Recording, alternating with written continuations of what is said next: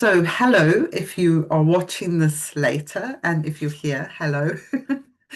Um, so, this has been really good, I think, just spending more time with these goddesses. So, we're on week three. This is the third presentation, and after the presentation, which will be, I've got some art and I've also got some astronomical information. So we've got quite a left-right brained combination. Just to share kind of wrapping up of series as far as presentations go. And then next week we will talk about our cities of the gene keys that we have her in. And maybe we can look at, I mean, we all know a bit about human design here. You can look at also like maybe she completes an activation or a channel in your human design. And that's quite an amazing way of using asteroids actually, because once you've activated them and you're contemplating them, then those channels can become active ones that don't show up in our normal human design. So they can be very useful to have online. Okay, so let me jump into this presentation first of all, and then I'll share about my gene key after that, and then we'll open the floor. Okay, so let's open it wider.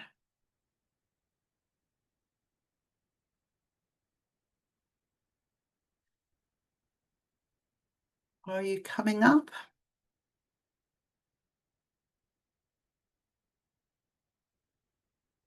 Oh,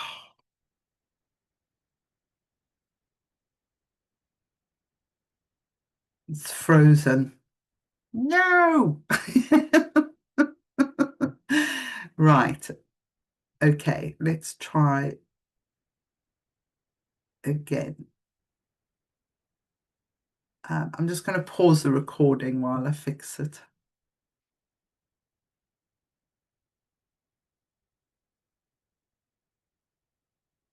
Canva is great for making presentations, but my computer, which is not a modern, very expensive computer, can't sort of hold canvas sometimes. It just sort of like, too much memory that goes down.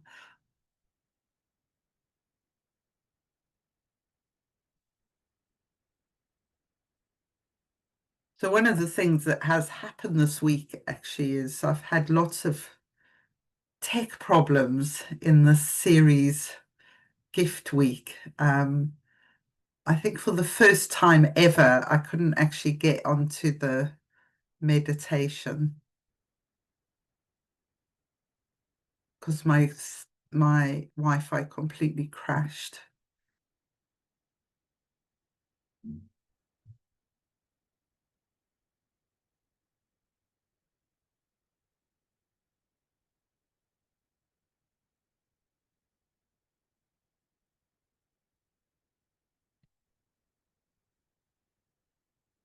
Right, now the computer's closed the page altogether, but let's give it another go.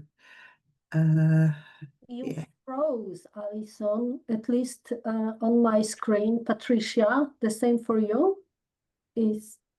Has Alison frozen? I can still see myself moving and I can see Patricia moving. Can you hear me? I can hear you. You froze and then you freeze and then you unfreeze, but I can see you and I can hear you. Now let's see. You're frozen now, but Okay. now you're talking and I can hear you even though you're frozen. So Okay. Well, let's try sounds it. like The my same here. I can hear you, Alison, but your picture is frozen. okay. Well, I'm going to try and share this again. And if I can't share it, I'm just going to talk. and then we'll try again at the end. Give it one more chance, basically.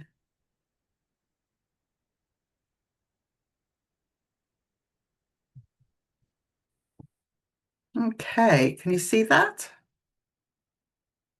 Yeah, okay, brilliant. don't. You I can't don't. see Pat. No, I can't see too, but I can see you moving now. I see you, but I don't see your work. I see you, but Okay. not what you want to share. Right, well, let's abandon that then. And you're unfrozen. Yes, yes, you unfrozen with progress. Definitely. Oh, that's funny. It's been like one of those weeks where, yeah, like I literally couldn't get into the meditation. I restarted my computer, I deleted things on the computer, and just was having none of it really. And then as a result of doing that, Tara suggested I change the setting, and then I spent literally about 4 hours trying to do it, and then I had to undo it again because nobody could get in without signing into a Zoom account. So it was yeah, it's been a technical sort of strange week, really. But anyway, let me talk about Ceres a bit more directly. Um, so this is what I remember of the astrological information. So she's discovered on the 1st of January, 1801. So at that point, she's called an asteroid, and she's between Mars and Jupiter. Oh, thank you, Milena. I'm not recording again. Okay, so no idea what the recording is going to be like, but let's begin the astronomical information. I can't share the art, unfortunately, at the moment, but we'll try at the end. So, astronomical information. Ceres is discovered on 1st of January 1801, and she's the first asteroid to be discovered between Mars and Jupiter. So immediately we have in Ceres a body that's changing our knowledge of the solar system. It's challenging the boundaries of what we know. And so immediately we know that Ceres is one of them, like Sedna, that's going to change everything. You know, they're big changes. So then in I think it's 2006, but I'm not looking at my notes yet. She's changed to be a dwarf planet, and she's also the first dwarf planet. And a dwarf planet is a new category when Ceres is made one. And dwarf planets have to be a certain size, and they also have to be round, like not all asteroids are round. And there's quite a bit of evidence, actually, that Ceres might have been an Earth-like planet. And if she hadn't been pulled more towards Jupiter, and she has frozen water on her surface. So another interesting thing that's happened is the Dawn space mission actually landed on Ceres and took elements of her. So she definitely has water on her, but it's frozen. So if you imagine we were further out from the sun, and also she hasn't got a moon. So the reason our water works the way we do is we have a moon, but she has quite a lot of similar elements to Earth. And she's considered to be like the Earth Mother, and actually her physical properties, I think, support her like close resonance with Gaia and the earth. Yeah, so that's her orbit is 4.6 years. So when we think about her, we can think about those kind of cycles of every 4.6 years. She will come around to where she was when we were born. And her rotation's really fast. It's 9 hours. So 9 obviously connects with the gestation cycle of the human.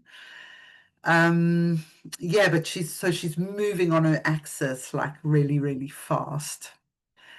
So that's just some of the information, and it's sometimes good to know about the astronomy because I like the stories of their discoveries and like the metaphors of what that means. So what does it mean to be spinning really fast on your axis, for example? It probably doesn't feel very stable, if I feel into that.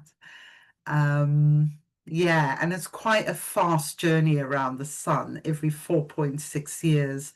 So if we think of Jupiter is like 11 years.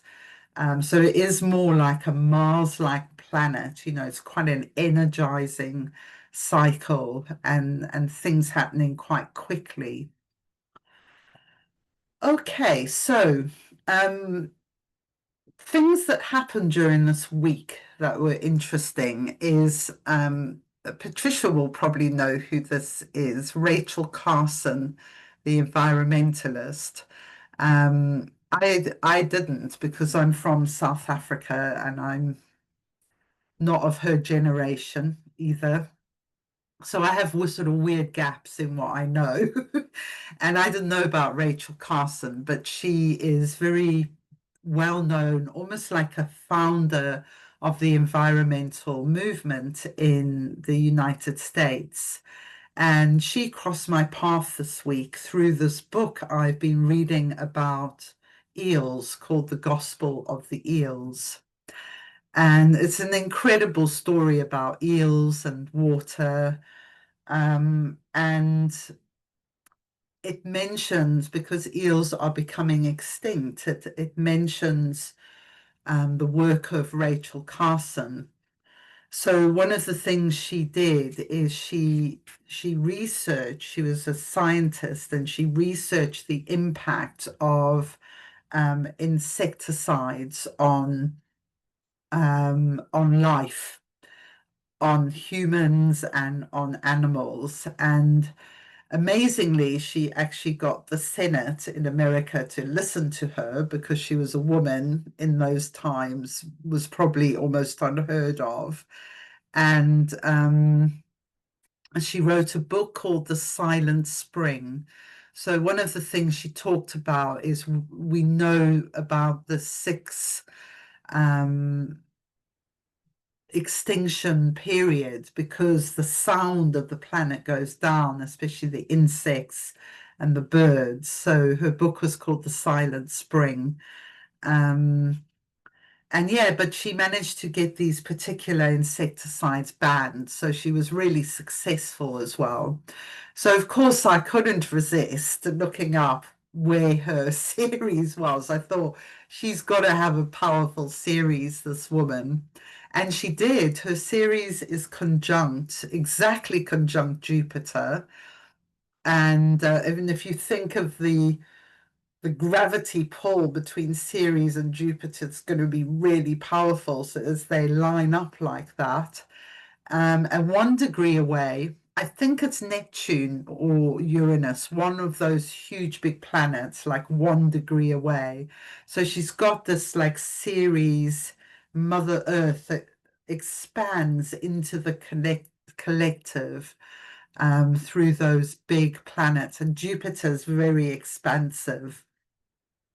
So that was a really affirmative kind of story for me and investigation of someone who really made a difference, and she wouldn't have known about Ceres at all, I wouldn't have thought. I don't think she was into esoteric stuff. She was more of a scientist person. But clearly her Ceres was like really at work in her. Yeah, and I think that's inspiring because, I felt quite depressed reading this about the extinction of the eels and their plight. And we know that of so many other animals as well. And like what can we do about it?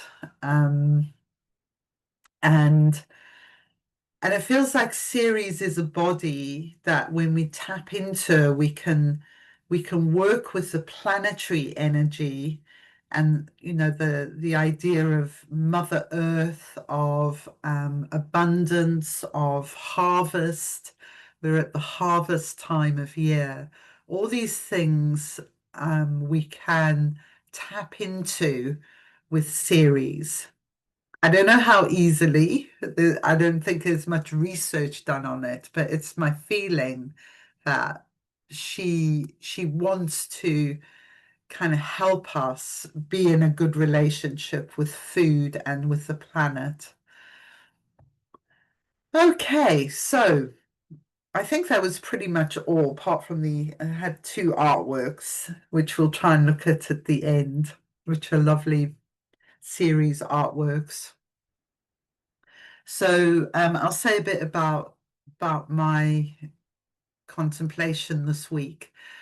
So I've been contemplating Ceres in Gene Key 24, which leads from addiction, and the gift is inventiveness.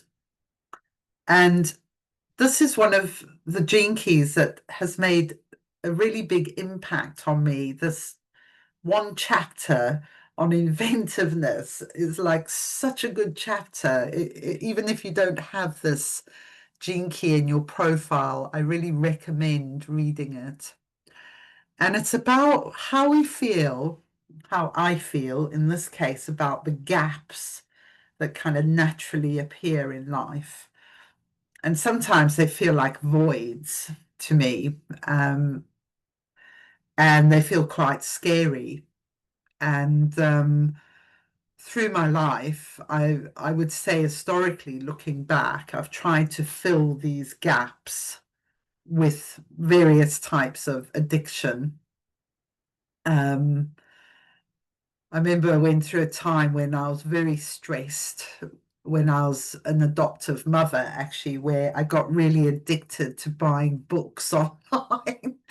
And I had this like massive library of books. And but if I think back, I remember one day the postman going, "It's another book for you," and going, "Oh, oh, I have actually been ordering quite a lot." And whenever I had this feeling of kind of emptiness or the void, I would go online to Amazon or whatever, and I'd order a book or something to make me feel good. And so that's like one example, but all of the addictions I've had and continue to play with are they're about the uncomfortableness of this gap and filling it with something. And it's really encouraging, this chapter on just be with the gap, and the Jinkies is all about pausing, isn't it? I do like the triple flame app and put on for 3 minutes or 5 minutes or 10 minutes and just sit there. And it's quite hard, I sort of start fidgeting sometimes. But yeah, just being in this gap. And in this gap is where the possibility of inventiveness arises. So I've really been working on that this week, and I can't say I've had any massive outstanding idea, but it does feel good just to sit in the gap and not do something that's of an addictive nature to kind of cover up the feeling of uncomfortableness I have on approaching that. So the other interesting thing that happened is I noticed that one of our other participants, who's not here today, had the 42 in their design, and I also have Ceres in 42 in my design. So 42 is it's about the shadow of, I think it's expectation, but the gift of detachment. And I love this gift. And it's another one. It's so strange, like 24 and 42, which are the reverse of each other, aren't they? These are like two of my favorite gene keys. And I'm always like, I don't have these in my profile, but I have Ceres there. I'm realizing this is why I'm so drawn to them. And the 42 of detachment is brilliant as well. You know, if I'm feeling like out of sorts in a relationship problem, I go and read the 42, and it's like my whole body resets, like, okay, I don't need to get hooked into this. You know, I can stay open-hearted and just try and see what's going on. And I don't have to get reeled in, hooked in, feel so upset. This is just about stuff unfolding, patterns unfolding, and the realization that the more I am drawn in, the more I intensify the pattern, the more likely the pattern is to just keep running itself over and over again. So yeah, that's been really wonderful to contemplate the gift of inventiveness and the gift of detachment as well.